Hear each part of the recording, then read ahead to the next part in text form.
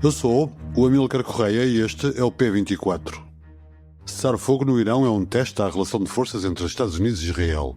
Os pontos principais do memorando de acordo deverão ser discutidos no prazo de 60 dias. O Irão reabre o Estreito de Hormuz, os Estados Unidos deixam de bloquear os portos e libertam 25 mil milhões de dólares de ativos iranianos. Estados Unidos e Irão alcançaram um memorando de entendimento para um cessar-fogo no domingo, que deverá ser assinado esta sexta-feira em Genebra. Donald Trump foi o primeiro a anunciar o acordo e a abertura do Estreito de Hormuz. Disse ele: navios de todo o mundo, liguem os vossos motores, deixem o petróleo fluir.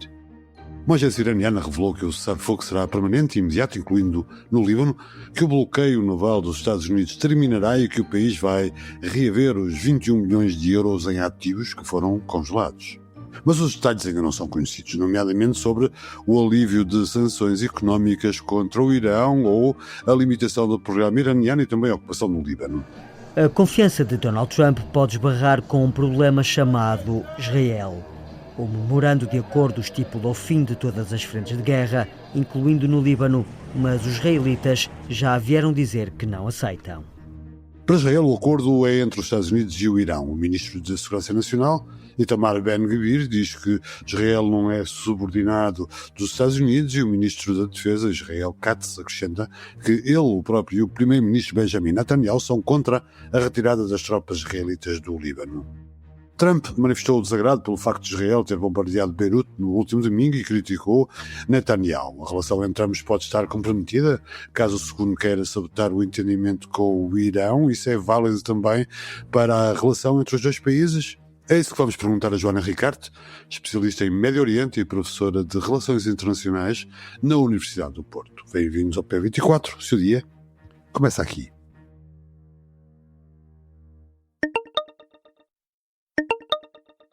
Joana Ricardo, bem-vindo a este P24 mais uma vez para falarmos sobre Médio Oriente. Já aqui falamos várias vezes sobre a guerra no Irão, o ataque dos Estados Unidos e de Israel ao Irão.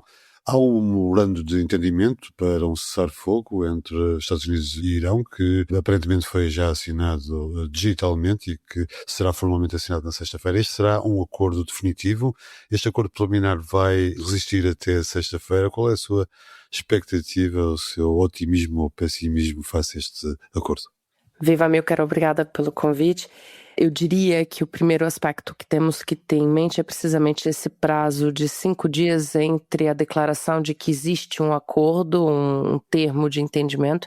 Estamos a falar, como referiu, num memorando de entendimento, ou seja, são as bases técnicas que permitiriam, a partir daí, negociações aprofundadas de caráter político, que haverão de ser, certamente, se lá chegarem, bastante complexas, visto que levamos tanto tempo para chegar no ponto em que estamos, e já agora se estivermos. E, portanto, começo por aí, esse compasso de espera de 5 dias entre a declaração de que existe agora um acordo e, de facto, o anúncio de uma data para a assinatura desse acordo é, no mínimo, curioso. Continuamos a ouvir uma série de informações contraditórias relativamente ao que será o estatuto de determinados assuntos, nomeadamente os assuntos centrais. O primeiro é o cessar-fogo de base regional, que os Estados Unidos parecem considerar que não inclui o Líbano.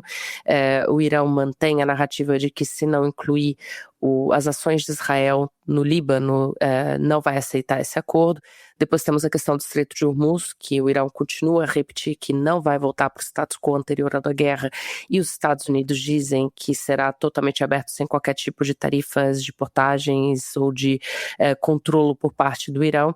E temos a questão dos ativos iranianos congelados, que existe um anúncio de eventual desbloqueio de uma quantidade de 25 mil milhões de dólares, e, no entanto, o Irão diz que é um pagamento imediato, os Estados Unidos diz que seria faseado, ou seja, o que tudo isso nos dá a entender é que, das duas uma, ou ainda estamos a discutir questões centrais, ou seja, o acordo está pronto, com exceção das 3 questões mais contenciosas que têm bloqueado todo o acordo nas últimas 3 semanas, ou então estamos a falar de um acordo que estará, de facto, concluído, pendente de uma assinatura formal, potencialmente porque o Irão optou por fazer um compasso de espera precisamente para perceber se há relações de confiança, de garantias, porque nós, da última vez que ouvimos falar de um acordo que estava para ser assinado, assistimos a um ataque de drones do lado do Hezbollah no norte de Israel, e uma resposta desproporcional por parte de Israel, tanto no sul de Beirute, a capital do Líbano, quanto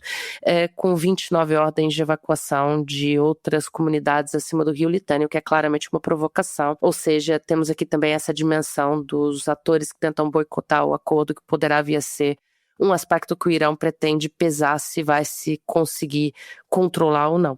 Sim, o acordo pode ser boicotado quer do lado iraniano pelo Hezbollah, mas o Hezbollah à partida disse que estava contente por se ter chegado a este acordo e aparentemente dá sinais de não querer afrontar Israel, mas por outro lado, em Israel há várias vozes contra este acordo, não é? Israel tem sabotado algum cessar-fogo no passado. Acha que este memorando pode sobreviver à pressão israelita para uma eventual sabotagem? Começo só uma nota essa questão do Hezbollah, acho que falou muito bem, o Hezbollah não tem interesse ou capacidade de manter uma guerra com Israel, e isso tudo é evidenciado não só pelo ataque dos pagers, que já aconteceu há 2 anos, como por tudo que nós estamos a assistir todos os dias, a ocupação do sul do Líbano, a expulsão das pessoas das suas casas, a facilidade com que Israel tem tomado o território, a manutenção de um discurso de base securitária, de ameaça existencial do lado de Israel, é claramente um discurso que não colhe factualidade. E, portanto, estou de acordo, pese embora o Hezbollah é também um movimento com alguma fluidez, e é aqui que uma ação descuidada ou proposital pode vir a levar por parte de uma facção mais radical. Um pretexto para um ataque. Há um pretexto, exatamente, a palavra é essa, é pretexto. E da perspectiva israelita, aí estamos, procura-se um pretexto. Hoje, da direita extremamente radical que apoia o governo de Benjamin Netanyahu, ao que é o centro político israelita, que é um centro também bastante à direita, constituído por figuras como Yair Lapid, que poderia vir a constituir um governo no futuro, Benny Gantz. Essas figuras todas apoiam a manutenção da guerra com o Irão. Inclusive, toda essa sociedade israelita, política e também na perspectiva do eleitorado, da população, repete que a guerra é necessária, que os objetivos não estariam alcançados e que não é possível para Israel agora sair dessa guerra. E as vozes mais críticas, mais radicais, chegam mesmo a dizer, como disse hoje o ministro da Defesa israelita, Israel Katz, que a ocupação do fim do Líbano deve ser permanente, ou pelo menos sem qualquer data à vista para retirada. Ou seja, já ouvimos falarem muito claramente em ocupação, ou seja, em colonização, em desapropriação, ocupação de território, anexação de território, como o que a Rússia fez com a Crimeia em 2014 e foi criticado na Europa. Estamos a falar de um discurso abertamente nesses termos, e no espaço público israelita, a forma como se tem falado desse acordo, do que poderá vir a ser esse acordo, é uma derrota estratégica em todas as linhas. Benjamin Netanyahu se encontra numa posição acusada. As últimas notícias que vi logo antes de começarmos a gravar foram alguns discursos da parte de Benjamin Netanyahu a tentar dizer que objetivos da guerra já foram atingidos. E a verdade é que isso contradiz todo o discurso de Benjamin Netanyahu, que sempre ligou não só a questão do programa nuclear iraniano, que de tudo que nós sabemos fica para a última linha de discussão, ou seja, uma vitória iraniana muito clara nesse acordo de entendimento, mas também os mísseis balísticos. E pelo que nós sabemos, não há qualquer referência ao programa de mísseis balísticos iranianos nesse acordo. Para além disso, há o objetivo estratégico de ocupação territorial. E esse objetivo é também evidenciado pelo fato de que não só Israel tem estabelecido uma zona de almofada, uma buffer zone no sul do Líbano, como tem avançado para cima do rio Litani, e tem mesmo destruído casas residenciais, tem destruído hospitais, escolas. As pessoas não têm qualquer perspectiva de voltar para suas casas. Estamos a falar de 20% do território libanês e de 20% da população libanesa, mais de 1,5 milhão de pessoas que estão deslocadas. Portanto, tudo isso nos mostra que Israel pode vir a ser um dos fatores de bloqueio, como tem sido. Inclusive, me parece claro, desde a primeira vez que Donald Trump disse, há coisa de quase um mês atrás, que um acordo estaria para ser assinado, o epicentro do bloqueio tem sido, de facto, as políticas extremistas do Estado de Israel. Smotrich disse também ontem que estava na altura de apressar a colonização na Cisjordânia, portanto pode haver aqui uma tendência para que Israel se apresse, quer em Gaza, quer na Cisjordânia, quer no Líbano, na anexação de mais território. Por outro lado, isso pode entrar em contradição com os Estados Unidos e com Trump. Até que ponto este acordo de cessar-fogo pode ser um teste será um teste às relações entre Trump e Netanyahu e entre Estados Unidos e Israel? Bom, antes de lá ir, porque referiu a Cisjordânia, acho que é importante falar sobre o facto de que, de facto, estamos a assistir um avanço territorial, não só da parte dos colonos radicais, mas também das forças de defesa israelitas, inclusive em zonas importantes a norte, como ao redor do campo de refugiados de Nablus. O campo de refugiados de Jenin já entrou em cerco, está completamente fechado há coisa de mais de 6 meses, e estamos aqui na expectativa de que o Knesset israelita vote uma lei para antecipação das eleições que estavam marcadas para outubro, novembro desse ano, e antes disso pretende passar uma resolução autorizando a construção de mais de 61 colonatos. E não é só na Cisjordânia, os territórios ocupados são também Jerusalém Oriental, onde no bairro de Silwan nós temos visto demolições de casas por parte de palestinianos que são obrigados a demolirem suas próprias casas porque é mais barato fazerem eles mesmos isso do que depois pagarem os custos ao Estado. Inclusive o público tem noticiado muitíssimo bem, tá? Muito de parabéns por tê-lo feito. Tem noticiado com muita cautela todas essas situações que passam das mais visíveis. E obviamente a faixa de Gaza, onde Israel já disse que vai ocupar 70%, ou seja, voltamos para uma lógica do comer pelas beiradas. E é isso mesmo que essa guerra tem sido. Enquanto falamos da guerra entre os Estados Unidos e o Irão, na verdade Israel utiliza o silêncio e a retirada de atenções das suas ações para continuar o processo de expansão colonial. E aqui vou à sua pergunta sobre as relações entre os Estados Unidos e Israel. Eu diria que, para começar, muitas vezes nós dizemos a guerra entre o Irão e os Estados Unidos, e eu tendo a recordar que o Israel é o terceiro elemento. Mas cada vez me parece mais que é o contrário. É a guerra entre Israel e o Irão. E o terceiro elemento são os Estados Unidos. Isso aqui é uma guerra de procuração entre Israel e Irão. E é uma guerra de procuração esquisita, porque não é habitual que um superpoder seja o lado que vem por arrasto numa guerra de procuração, pelo contrário.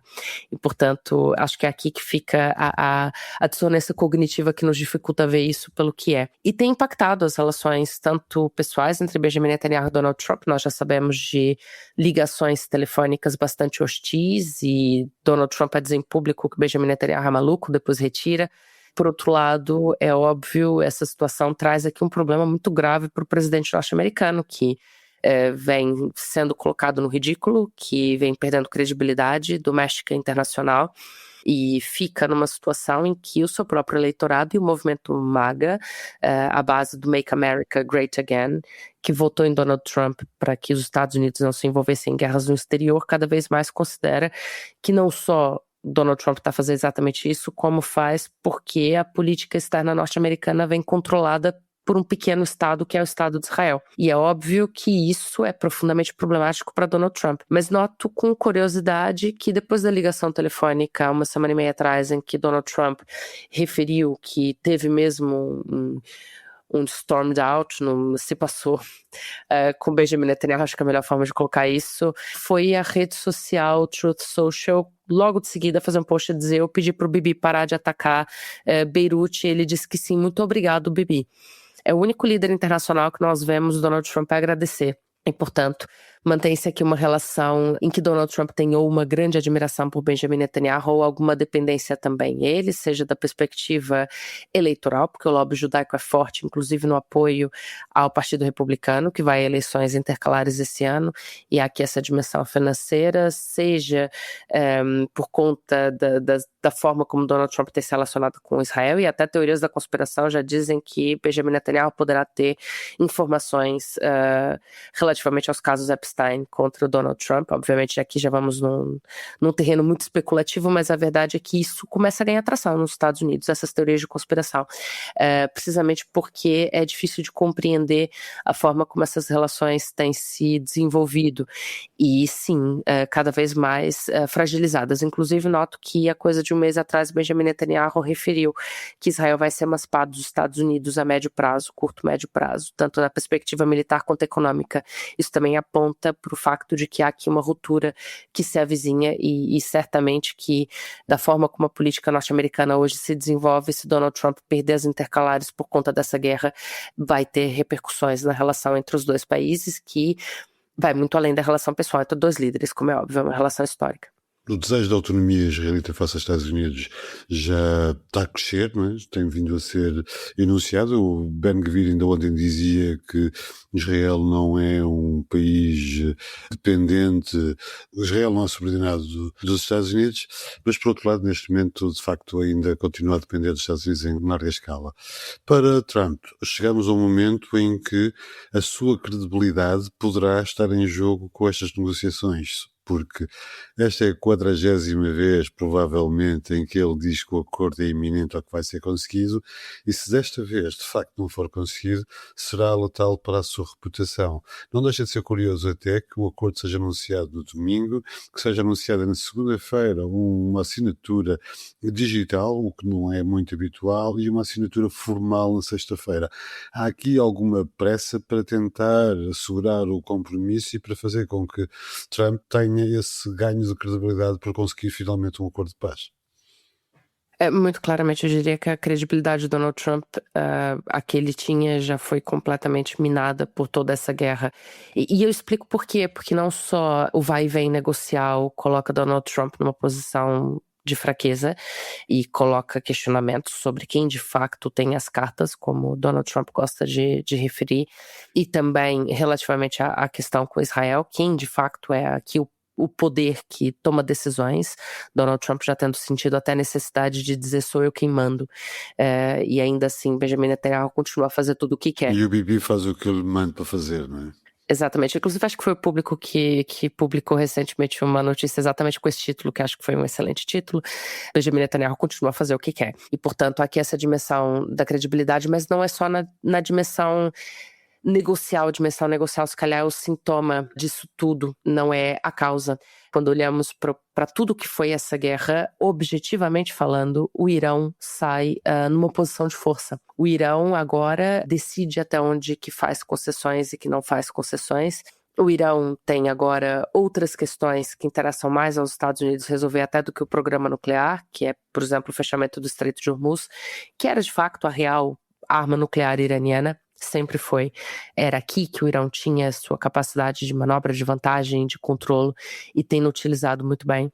E, portanto, me parece muito claro que toda essa guerra demonstra que Donald Trump gastou milhares de milhões de dinheiro público dos contribuintes norte-americanos, descumpriu uma das suas maiores promessas de campanha, também minou ainda mais a relação com os aliados na Europa, criou um problema de caráter global, com impacto também doméstico no seu país, com inflação e aumento do preço dos combustíveis. Ainda temos uma crise alimentar cujo real impacto não fomos sequer capazes de começar a medir e que daqui a alguns meses vamos começar a falar sobre ela, porque tudo que não foi fertilizado já não tem retorno e ainda não chegamos sequer aí. Donald Trump criou um problema gravíssimo, gastou munições norte-americanas, estoque de armas, de munições de sistemas Patriots que tinha e que já tinha vendido para os ucranianos. Criou aqui um problema geopolítico de proporções catastróficas e nesse momento tem tentado simplesmente conseguir retornar para o ponto da situação anterior à guerra, ou seja, esse memorando de entendimento para todos os efeitos, independentemente dos termos específicos que nós estejamos a especular nessa altura, ainda assim ele devolve a situação, na melhor das hipóteses, para o que estávamos antes de Donald Trump ter 27 atacado. de fevereiro, a abertura de Hormuz. Exatamente, ou seja, garantir que o estreito abre, garantir que não temos guerra a nível regional e voltar para uma situação em que o programa nuclear iraniano pode ser discutido. Falta saber se teremos ou não portagem. Exatamente, ou seja, há aqui uma clara vitória em toda a linha por parte do Irão.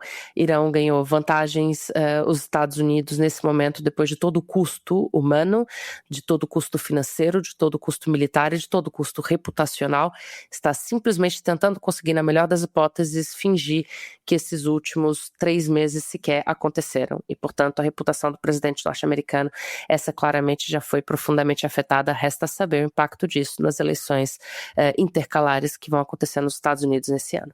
Jora Ricardo, obrigado pela análise e até à próxima. Obrigada. Foi um gosto. Até a próxima.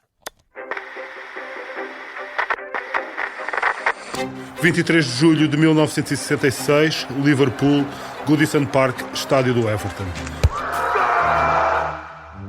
8 mundiais, eu estive lá. O novo podcast do Público estreia amanhã, dia do primeiro jogo da seleção portuguesa no Mundial de 2026 contra a República Democrática do Congo. O primeiro entrevistado é António Simões, uma das estrelas dos magriços, a seleção que ficou em terceiro lugar no Mundial de 1966. Saiba mais em público.pt ou nas habituais plataformas de streaming. A escolha é sua. Obrigado por ouvir P24. Voltamos amanhã. Para não perder os novos episódios, subscreva este podcast do Público na sua aplicação preferida. Para além deste programa, há mais para descobrir em público.pt/podcasts. O Público fica no ouvido.